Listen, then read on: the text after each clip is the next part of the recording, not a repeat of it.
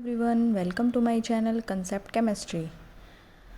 आज का टॉपिक है how do metals and non metal react, यानी कि मेटल्स और नॉन मेटल कैसे रिएक्ट करते हैं। तो चलिए बिना टाइम वेस्ट किए हुए आज हम स्टार्ट करते हैं।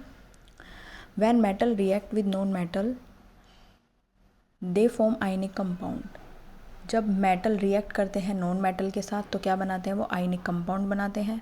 On the other hand when non metal react with other non metal, और नॉन मेटल दूसरे नॉन मेटल के साथ रिएक्ट करके कोवलेंट बॉन्ड बनाते हैं, कोवलेंट कंपाउंड बनाते हैं।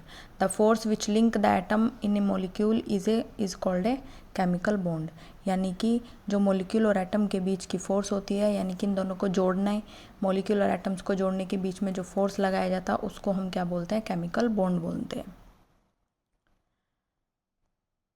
नेक्स्ट आता है inertness of noble gases. There are some elements in group 18 of the periodic table which do not combine with other elements. Group 18 के कुछ एलिमेंट्स पीरियोडिक टेबल में अदर एलिमेंट्स के साथ कंबाइन नहीं होते। दीज एलिमेंट्स आर, और वह metals कौन कौन से हैं, वह एलिमेंट्स कौन कौन से हैं, helium, argon, neon, krypton, xenon और radon. They are known as noble gas और इनर्ट गैस। इन्हीं को ही हम क्या बोलते हैं, नोबल गैसेस बोलते हैं और इनर्ट गैसेस बोलते हैं। Because they do not react with other element to form compound, यानी कि ये दूसरे एलिमेंट के साथ रिएक्ट करके कंपाउंड की फॉर्म में नहीं आते, कंपाउंड की फॉर्म नहीं बनाते।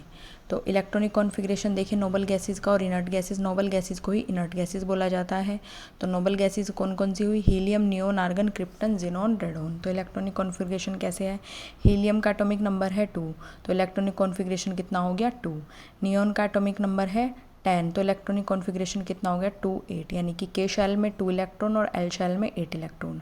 आर्गन का एटॉमिक नंबर 18, तो इलेक्ट्रॉनिक कॉन्फ़िगरेशन कैसे हुआ, के शेल में 2 इलेक्ट्रॉन, एल शेल में 8 और एम शेल में 8। क्रिप्टन का 36, तो इलेक्ट्रॉनिक कॉन्फ़िगरेशन कैसे हुआ 2 8 18 8। जेनॉन का 54 atomic configuration, electronic configuration 2 8 18 18 8।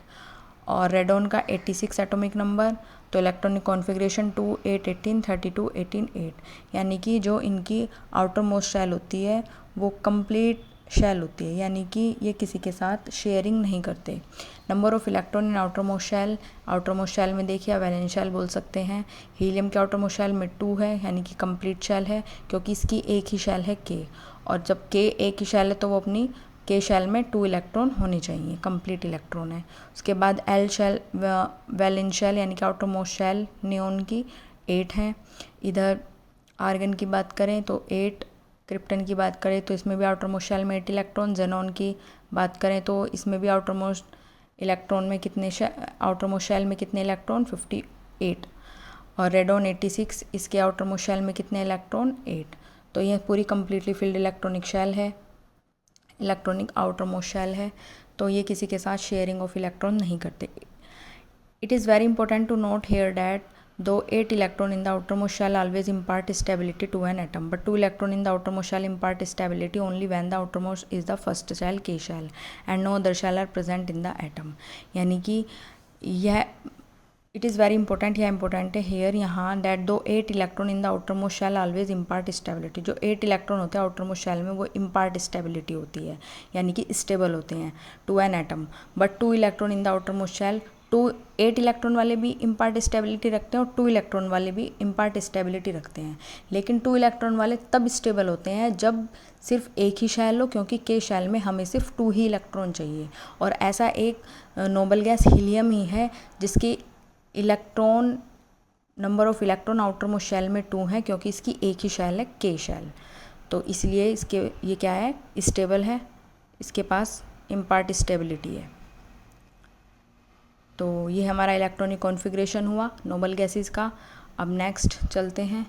To have 8 electron in the outer most shell of an atom is known as octet. जिसके आउटर मोस्ट शेल में 8 इलेक्ट्रॉन होते हैं उसको हम क्या बोलते हैं, ऑक्टेट बोलते हैं।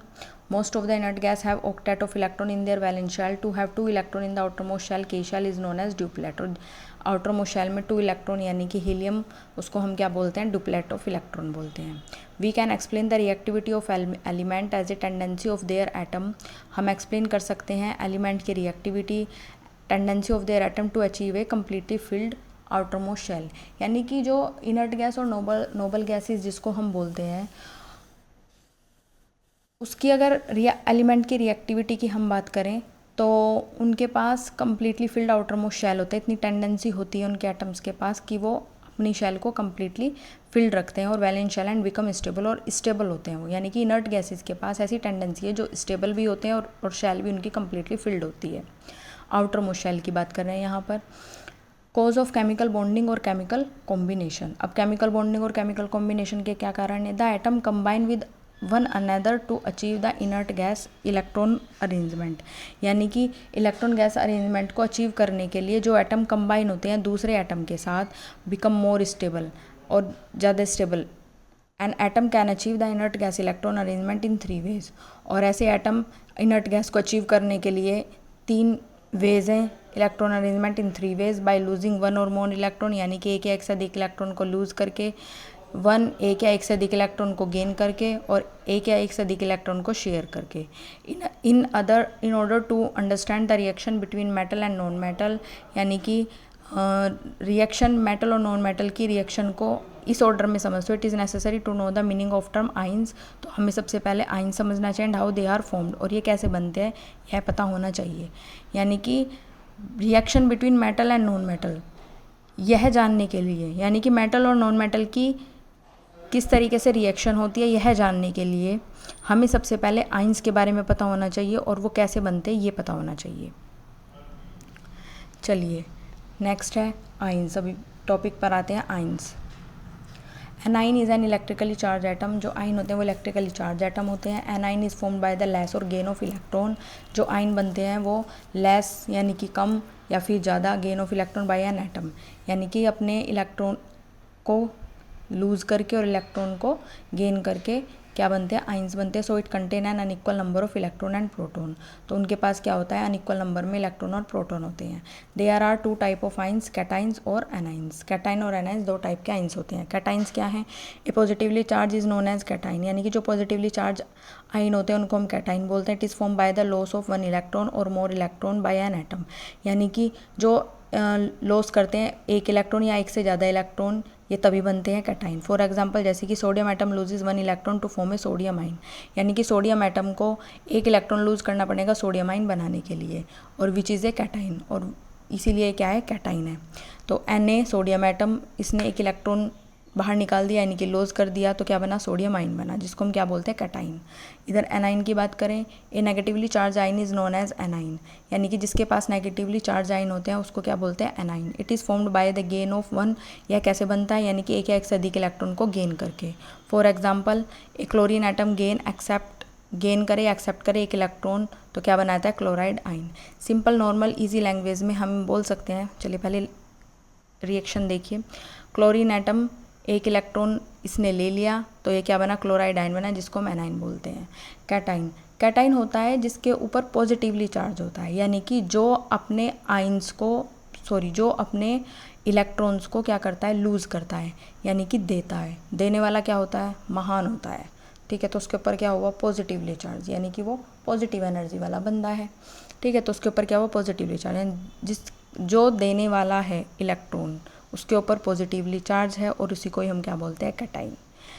नेगेटिवली चार्ज की बात करें, एनाइन की बात करें, तो नेगेटिवली चार्ज आइन, यानी कि उसने अपने इलेक्ट्रॉन क्या किया? उसने इलेक्ट्रॉन लिए, तो लेने वाला यानी कि जो दे रहा है वो दानी है, महान है, पॉजिटिव एनर्जी वाला है, पॉजिटिवली चार्ज आइन हो गए। और लेने वाला क्या हो गया? नेगेटिवली चार्ज, यानी कि जिसकी नीयत लेने वाली है तो उसके ऊपर नेगेटिवली चार्ज, यानी कि नेगेटिव एनर्जी वाला। तो इसलिए एनाइन क्या हुए? नेगेटिवली चार्ज आइन हुए। ये सिर्फ याद करने का तरीका मैंने बताया, इसको ऐसा नहीं है, बस थोड़ा आपको याद रहे इसलिए इजी लैंग्वेज में बताया है। चलिए आज का टॉपिक इतना ही था। आज की वीडियो में हम बस इतना ही कवर कर पाएंगे। Thank you for watching.